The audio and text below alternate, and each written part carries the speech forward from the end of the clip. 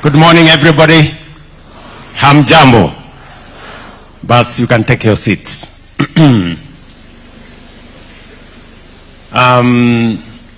Mr. Deputy President, all the other leaders present here, members of consulting firms, our construction companies, and the people of the moment, interns in the construction industry. Everybody, I want to welcome you this morning to this very important occasion. I am very happy, truly, that we are having this meeting. When I see the men and women here, professionals from the construction industry, professionals who are planners, surveyors, quantity surveyors, engineers, whether they are electrical engineers, they are mechanical engineers, structural engineers, people who work in the ICT space, and the host of professionals that are represented here today. I am very proud that indeed the housing program is maturing, and we have professionals, we have workers, we have companies, we have consulting firms in the equation. And let me begin first by saying that this moment is a very consequential moment, so to speak. Very consequential because our country, Kenya, I remember when we went out for the campaigns, one of the single most asked matter by citizens was the millions of young people who get out of school, get out of college, get out of universities, and there isn't a concrete plan on how and where they are going to work. And it was one of the issues that has always been discussed in this country.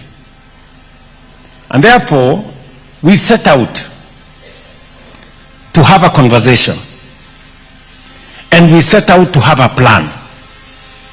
And we put our ideas together. And we rolled it into a manifesto. And today, this is one of the meetings that confirms that the manifesto was not a piece of paper, that the manifesto was not a newspaper, that it was about a plan, about real issues affecting real people.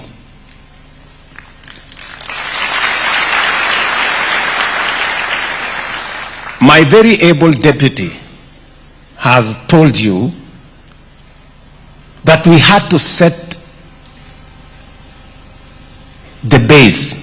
We had to put together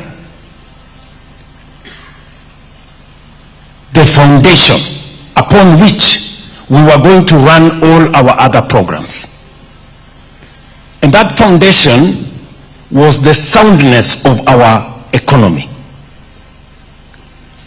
I know the conversation about the economy sometimes looks too lofty and sometimes in very strange figures and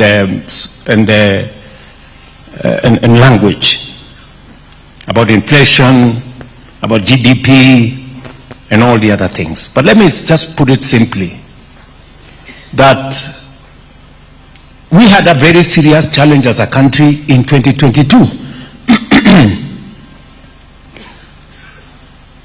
of the 5 countries in Africa that everybody believed globally that they were going to default on their foreign financial obligations, Kenya was among them, because we had the largest Eurobond debt of $2 billion. And so everybody expected that Kenya was going to default. And indeed, of the 5 countries that everybody expected to default, 4 defaulted. Kenya did not. Yes.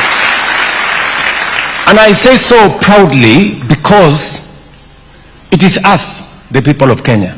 It is the government of Kenya. It is the professionals that we have in this country that we sat together, figured out, eliminated what was not necessary, removed unnecessary subsidies in fuel, in unga, in all manner of places, cut down on expenditure.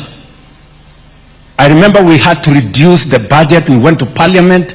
We reduced the budget by 300 billion Kenya shillings. And it was tough, you know. But those decisions we made, difficult as they may have been, necessary because they were, made our country escape the shame of defaulting on our foreign obligations. We have since built a farmer foundation. We have made the necessary decisions. Today, I can confidently stand before this gathering and before the people of Kenya that our economy is way different from what it was in 2022. Inflation has come down from 9.6% to 4.5%. Our dollar exchange rate that had gone all the way to 165, today it is 129 and coming down. Just watch this space in the coming months. Our foreign exchange reserves that had come down to almost 2.5 months of import cover, about $7 billion. Today, our foreign exchange reserves has risen to $12.3 billion, the highest in Kenya's history. These are numbers that I am not telling you. These are numbers that are available in any financial metrics. Our economy has grown, and now we have overtaken Ethiopia, we have overtaken Angola. We are now the 6th largest economy in Africa. That is Kenya, by the way, just in case you are wondering which country I'm talking about. Yes, that is Kenya. The one that I hear some politicians say is a failed state. I think the failure is not in Kenya, the failure is in their small minds.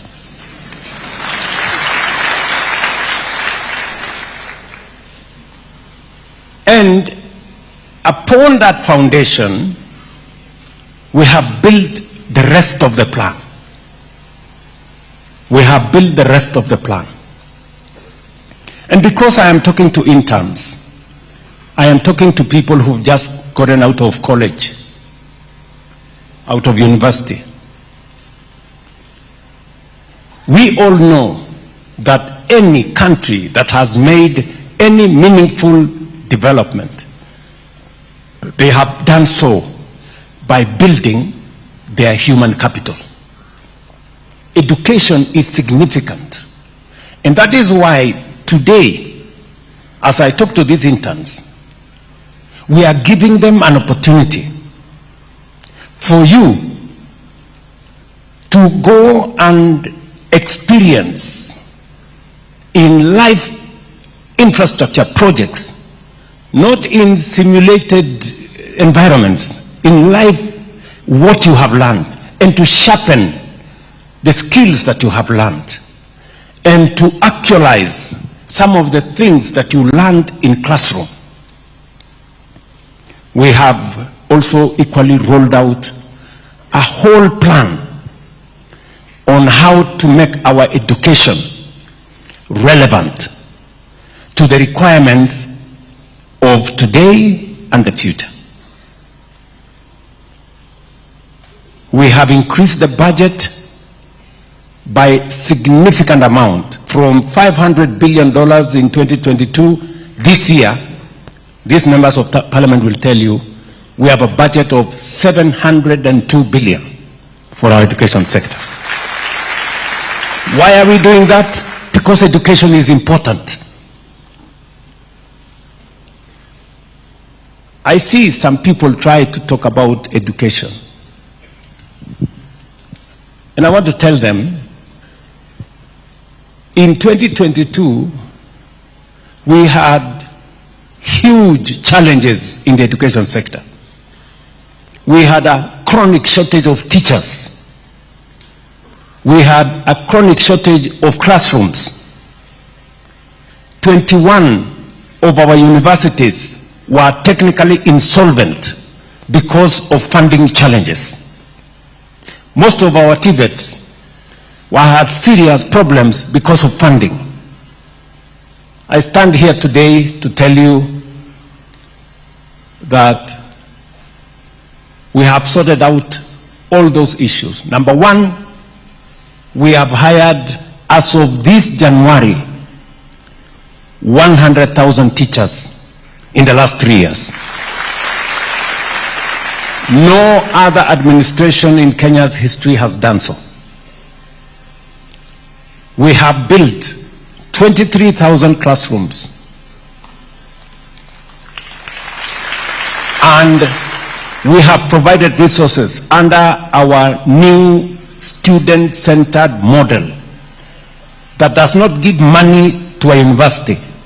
It makes sure that every student is assessed as a student, and we give them scholarships on the basis of need and merit. And ask any vice chancellor today, ask any vice chancellor, they will tell you they can now pay salaries, they can pay their suppliers, they can even pay taxes, and the universities are getting out of insolvency. That is important. We have presided over two very important transitions when we set up the competence-based education, which I believe in 100%, because we must reform our education so that it is in tandem with the requirements of the future. And when we designed the competence-based education, it was supposed to make sure that education does not just be about formal learning and passing exams and that kind of thing. It was about transferring skills, creating knowledge, and making sure that we prepare our human capital for what is right and what is necessary for us to move Kenya to the next level. Today, exams have ceased being a life and death sentence. You accumulate part of your final result over time. Exams today only account for 60%. 40%, everything else accounts for it. There was a time exams were managed by the police because it was life and death. We have removed the police from managing exams. exams is part of learning. It must not be a life and death issue. So, and I'm saying we have presided over 2 transitions from primary school to junior school, and this month from junior school to secondary school. And I did say yesterday that no child should be denied an opportunity to be in class. Why? Because we have provided the resources for them to be taught. For the first time in our schools, capitation that normally gets to schools a month or 2 after schools open, we made sure that capitation was available in school before our students reported in class.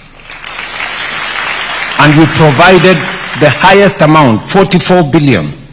And therefore, if we have provided money for teaching, and we pay the teachers, and we have the classrooms, there is absolutely no reason why anybody would keep our children out of school. And we have said we are going to look into this uniform issue, because uniforms are beginning to be another source of corruption. Some schools charge as high as 38,000 for uniforms. You know? And therefore, I have directed that there is no child who will be kept out of class because of uniform. Even if they have the uniform for the junior school, they can transition to secondary school with that uniform as they wait for the parents to organize themselves. So we are going to work with all the stakeholders, the other stakeholders, to agree so that we don't erect additional impediments to access to education. And that brings me to this meeting. Why are we here? We are here because the people of Kenya told us that among the most serious challenges we have as a nation, in every home, there is a child who has finished Form 4 or college or university, and yet they don't have a job. And because we spend 700 billion shillings every year on education, we must equally think on what happens when the pipeline through education gets out. What do? And that is why we designed a concrete, practical, intentional, deliberate program on how to create jobs in Kenya. We have a program running today which we are calling export of labor. And when I talk about export of labor, I am not talking about brain drain.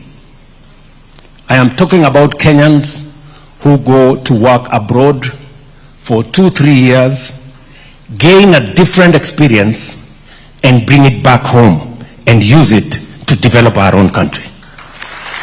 We have 530,000 young people who have gone from Kenya to different parts of the world. Today, they are monetizing their knowledge, their skills, their expertise, their talents, and our remittances in Kenya has gone up by $1 billion, $1 billion. It was 3.8 billion in 2022. Today, it is $5.2 billion every year.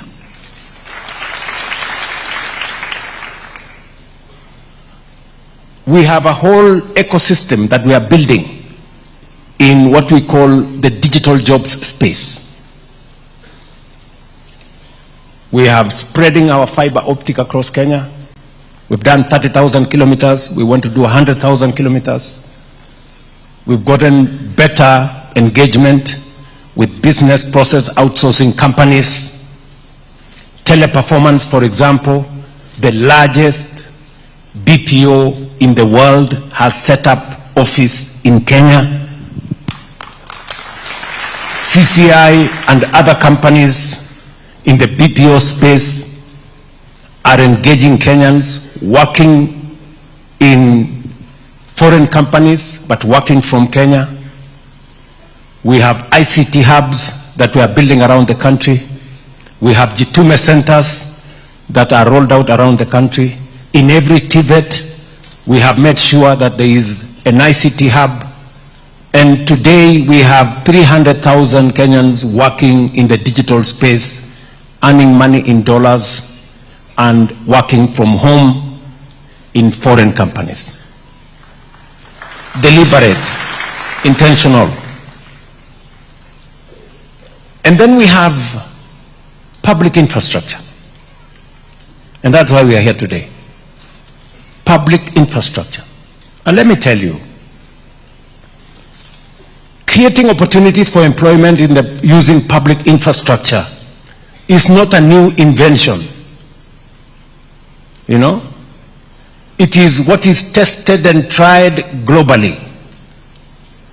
America, for example, in the 50s, for those of you who follow history, in the 1950s, the interstate highways that were built to get America out of recession created millions of jobs. It was intentional. If you go to Europe, if you go to Germany, for example, to get Germany out of recession, the autobahn industry was created to deal with roads, bridges, highways, and created millions of jobs. Recently, in Philippines, what they called build, build, build. Again, just recently, 2016 to 2022, Philippines created 6.5 million jobs using investment in public infrastructure. So what we are doing in Kenya is not an invention. It is what is tested, what is tried, and what works. When we rolled out this housing program, it wasn't a new thing. National Housing Corporation was registered in 1960, 1953, I'm told, by the chair there. Almost earlier than South Korea and Singapore registered theirs. Right? But we have been, battling with what do we do with it? How do we do it? It was there. We went to slum upgrading. It was there in the manifesto of every political party. For the last 30 years, housing has been a permanent feature in every political party's manifesto.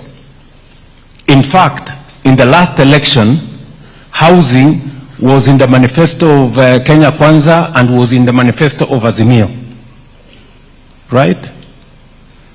But when it came to implementation, my friends, politics took the center stage. Oh, Zakayo, Sijui. That's how I became Zakayo, all right? Never mind. At least today, we have close to 6,000 people here, professionals, engineers, planners, surveying engineers, electrical engineers, structural engineers, civil engineers, and a host of many other trades, painters, carpenters, masons, electricians, name them. We have a whole ecosystem of people, professionals who work now in our construction industry, building houses, building markets, building hostels, and the face and skyline of Kenya is changing. Yes, it is changing. Yes, it is changing. Go to anywhere, go to any big town. The face and skyline of Kenya is changing. And that is why I want to persuade you, and I am very, very, very proud of this moment, that Kenya is finally doing what is right. We are finally taking charge of our own destiny and changing our country for the better. Yes. You guys will be working in real, live infrastructure projects, either in a market or in a hostel or in a housing program. You will be there and you will experience firsthand that Kenya is changing. And you will help us. Your knowledge, your skills, your expertise is going to contribute to making sure that those projects are world-class standards. They are efficiently delivered. They are professionally handled. And they are safe for our markets and hostels for our students and houses for the people of Kenya. So,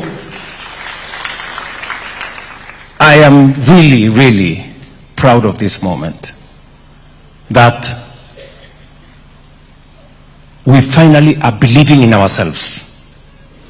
You know, for a very long time, politics has sabotaged our country.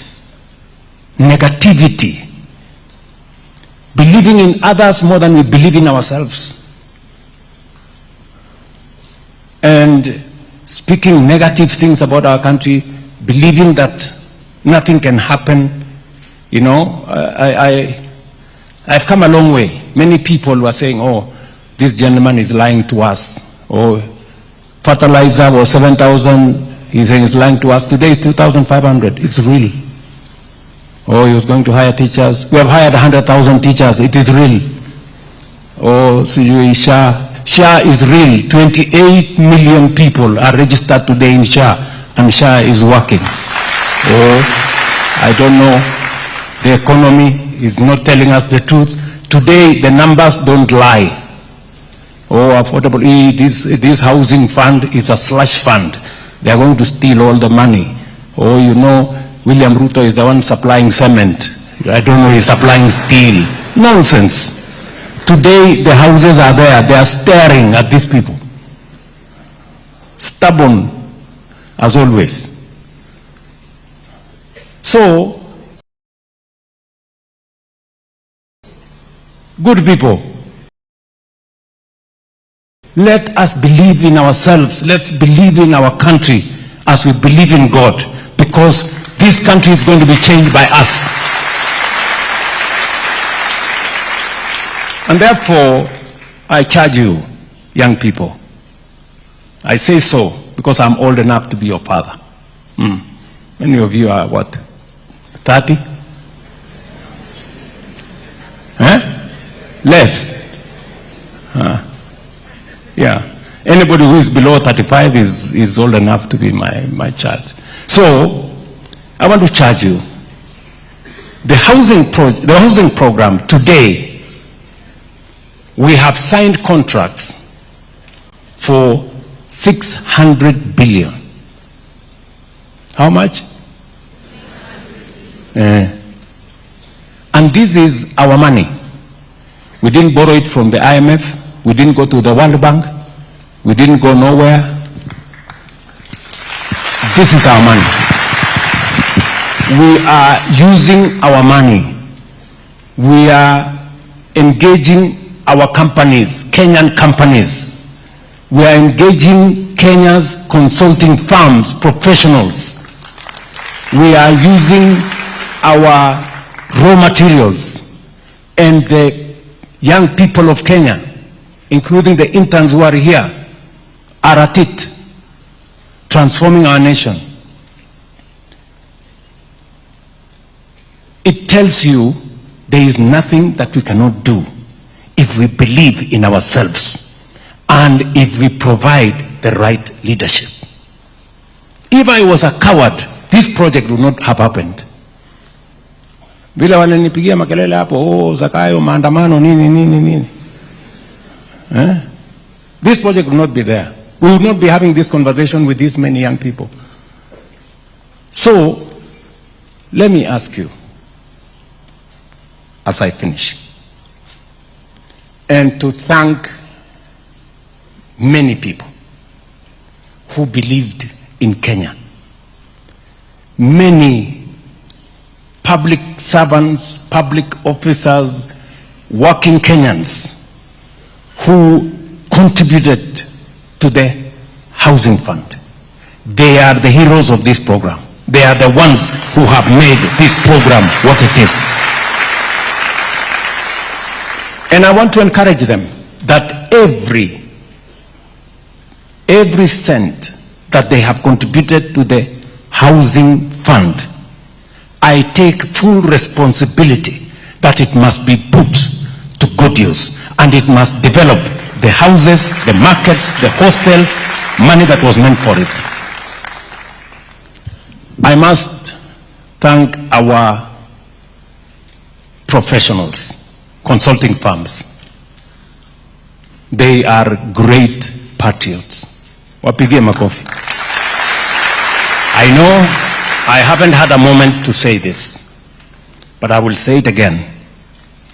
These consulting firms, our architects, our engineers, our surveyors, and all the people who have made housing, markets, hostels possible, they have made a very big contribution.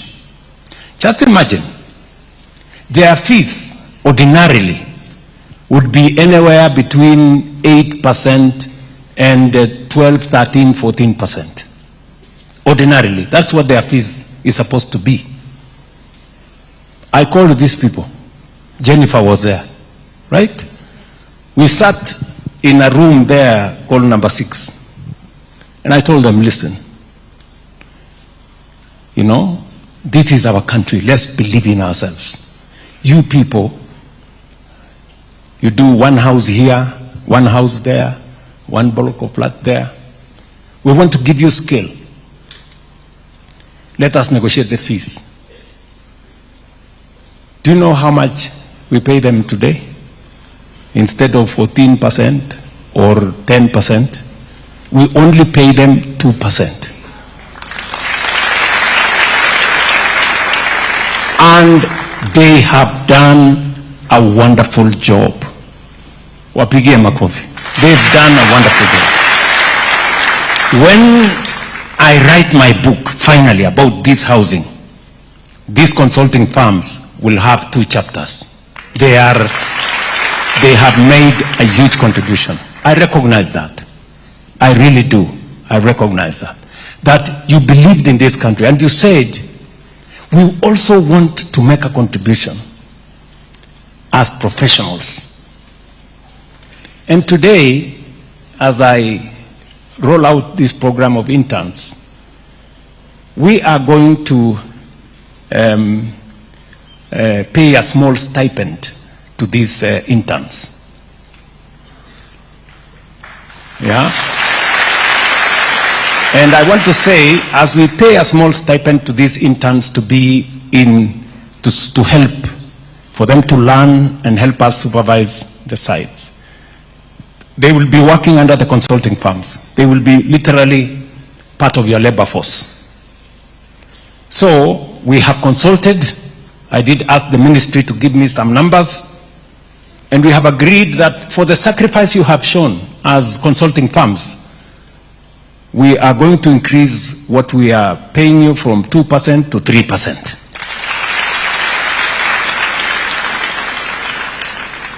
But we are also going to give back something small.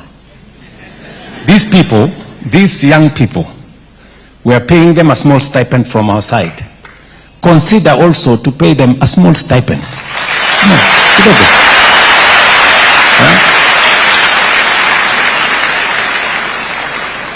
Kidogo. Kidogo. I am not going to give you any figure. You people go and decide. These are people who will be working in your offices. They will be helping you supervise your sites. Just be considerate and see how you can. Because much as they want to learn, they need to go home, come back, pay rent a bit here and there, and survive. Yeah?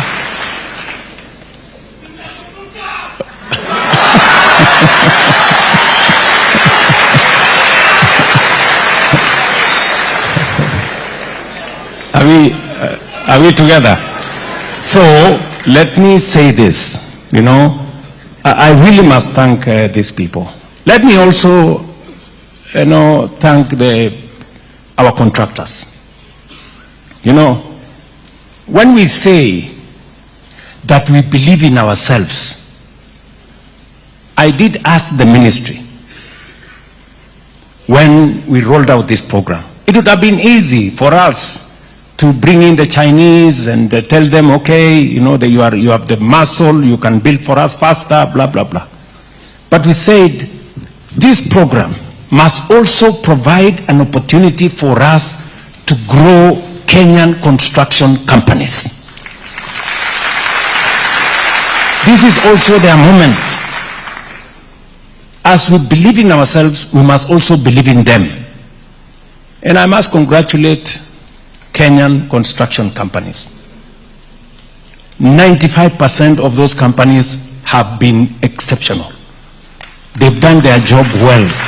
In fact, I have been wondering why ordinarily you'd go to a place and they will tell you, people will tell you, no, we don't want this company, bring us the Chinese, they are efficient, they are faster. But today, you have heard here, out of 800 companies, construction companies, only one is foreign. The rest are Kenyan. So we are also building corporations of tomorrow.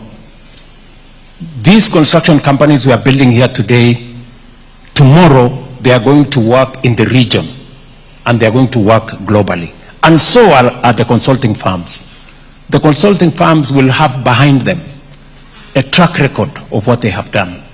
And when they apply for the next contract, they can list a retinue of products or projects they have supervised. And I am confident that they will access regional projects, global projects, as we develop all our other sectors.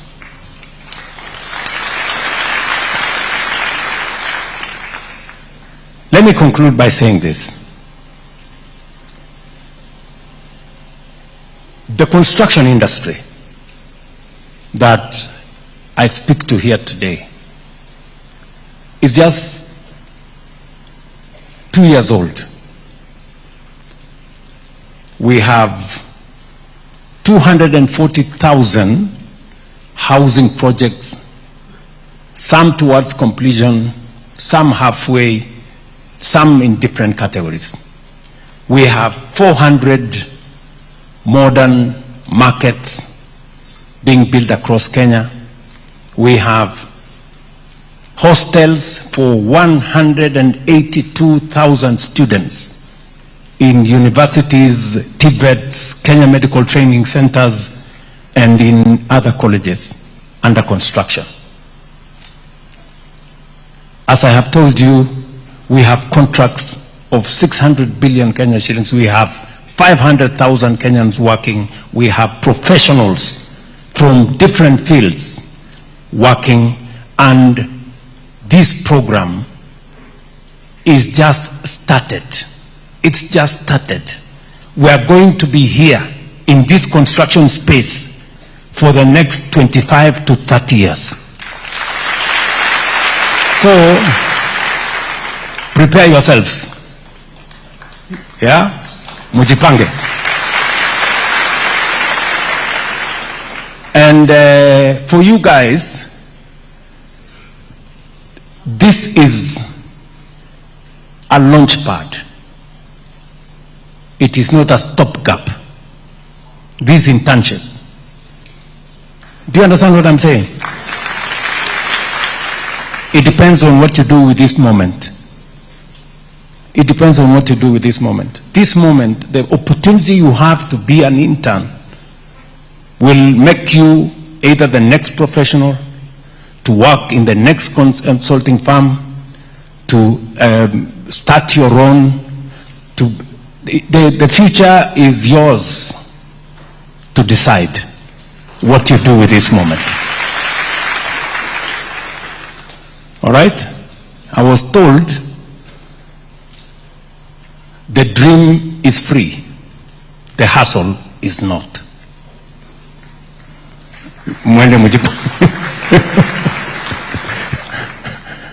Lazima ujitume. Yeah? Sindio? So, you guys, you have a moment of history in your hands.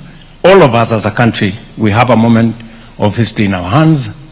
And we are not just talking about this construction space around housing markets. You've heard me. I have said recently in the State of the Nation address towards the end of last year that we are now scaling up. Kenya, for the next 20, 25 years, maybe 30 years, is going to be literally a construction site. The whole country. Right from State House here, you can see it is a construction site. Yes. And to every part of Kenya. We are rolling out, beginning this year, already we have 6,000 kilometers of road going on now, which we are finalizing. We are designing another 2,500 kilometers of highways. We're running. Mau Summit is just the beginning. I have said we are rolling out Makutano, Embu, Meru, all the way to Maua. We are rolling out Nakuru through Nyahururu to Laikipia as a dual carriageway. We are taking from Mau Summit all the way through Kericho to Kisumu to Malaba, and from there to Nakuru to Eldoret to Malaba. We are doing, you have a list of where we are going. And we are doing another 28,000 kilometers of tarmac. Listen, it looks a bit crazy. We have built 20,000 kilometers of tarmac for 60 years. In the next 7 years, we want to build 28,000 kilometers. Sawa? And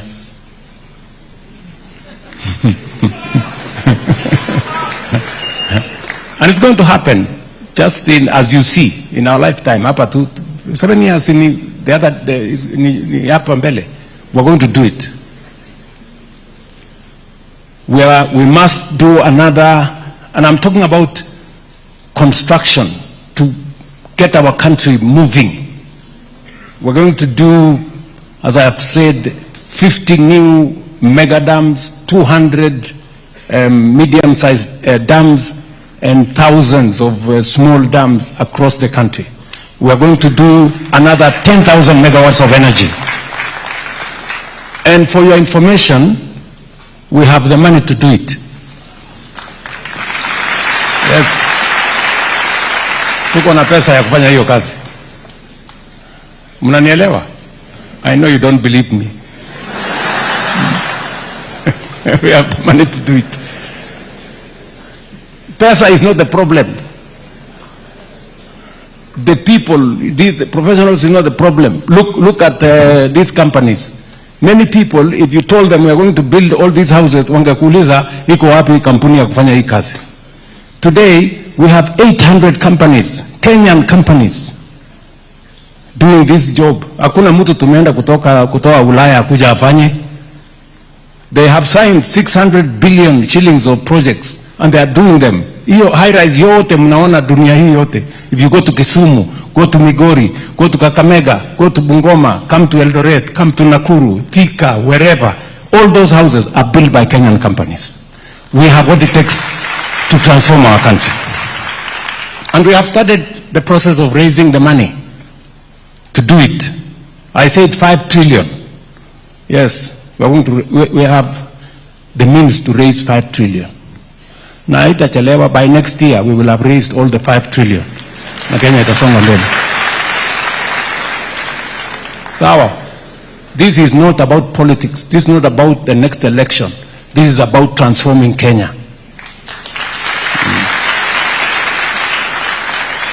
Sawa.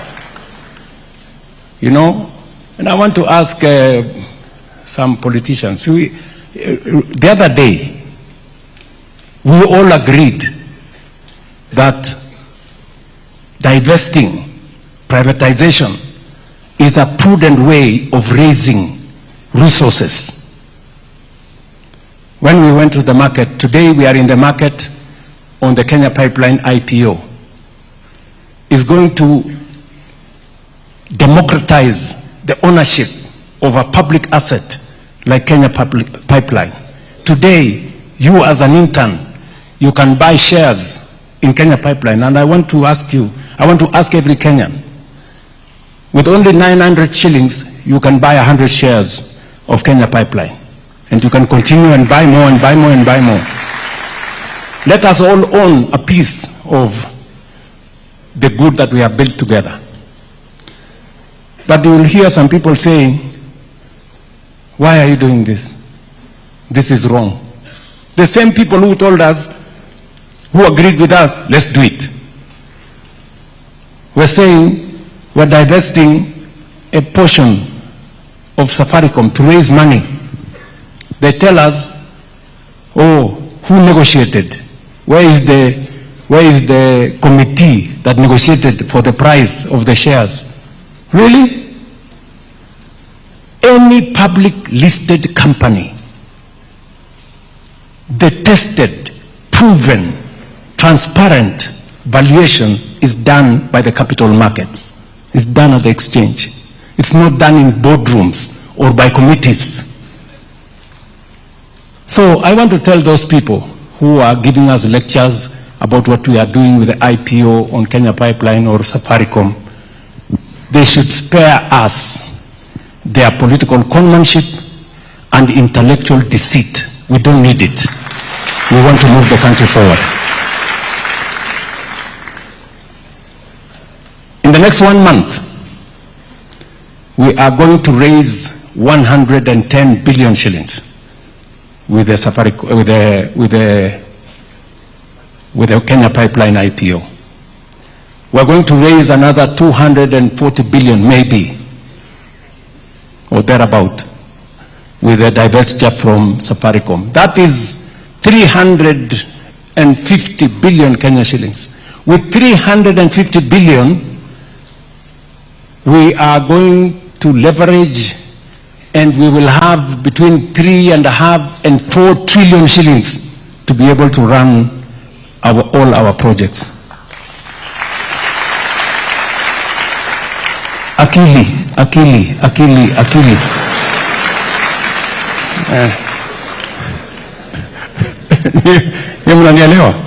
Yes, that's what is required. For a very long time, you know, politics has sabotaged our development, small time politics, you know, and that's why I tell these people, let us, we are going to change Kenya in our lifetime. When I talk about moving Kenya from the third world to a first world, I mean it, and it is going to happen right before our eyes. It is going to happen. Tunaelewana, my friends? Tuko pamoja. So believe in yourselves and let us believe in our country as we believe in God. Nothing is impossible. We are going to change this country. Kenya is moving from third world to first world by all means possible in our lifetime. Sawa. I can go on, but let me stop there. Thank you very much for listening to me. Wonderful, wonderful. Another round of applause for His Excellency. I'll request that we kindly take our seats. Let's take our seats. Your Excellency, with your permission, will now transition to the panel discussion. Our first panel discussion is women in construction. It has been long said that it's a male-dominated industry, but through the affordable housing, there is proof that this norma has been divulged, and as a result, we have very many women in construction. This session is going to be moderated by the PS Housing, PS Hinga. So as we put this together, let's put our hands together as we welcome PS Hinga, who is briefly going to give us the bios of the contractors who he's going to be having this discussion with, together with His Excellency. Karibu.